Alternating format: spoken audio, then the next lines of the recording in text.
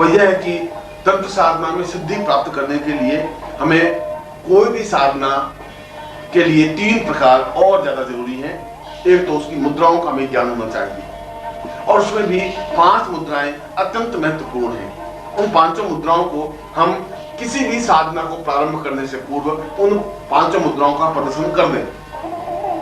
यद्यपि प्रत्येक प्रकार की साधना में अलग अलग मुद्राओं का विधान है।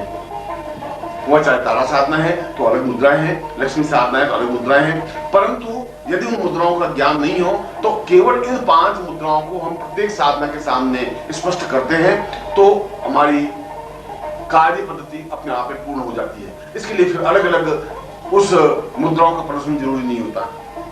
उसमें पहली मुद्रा दंड मुद्रा है और दंड मुद्रा बिल्कुल अंगूठे को बिल्कुल स्पष्ट करते हुए दाहिने हाथ को सामने रखें और 10 सेकंड बिल्कुल सामने रखें। यह दंड मुद्रा है। दूसरी मुद्रा मत्स्य मुद्रा है और बाएं हाथ अंगूठे खोल करके उसके ऊपर दाहिना हाथ रखें और अंगूठा खोल दें। इन दोनों स्थितियों को अगर हिलाते रहे तो यह मत्स्य मुद्रा कहलाएगी। तीसरी मुद्रा शंख मुद्रा है।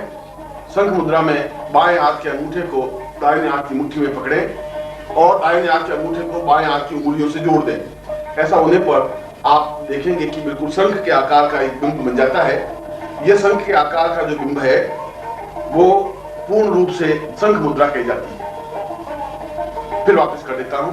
बाएं हाथ के अंगूठे को दाहिने हाथ की मुट्ठी में पकड़े और दाहिने हाथ के अंगूठे को इन उंगलियों से जोड़ दें और इस प्रकार की जो स्थिति बनती है वो सामने रखें।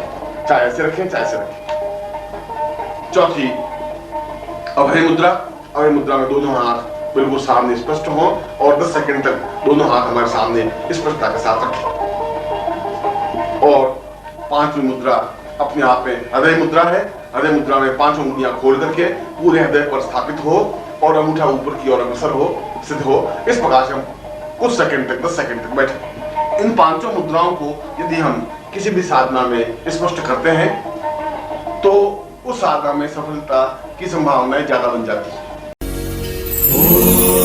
परम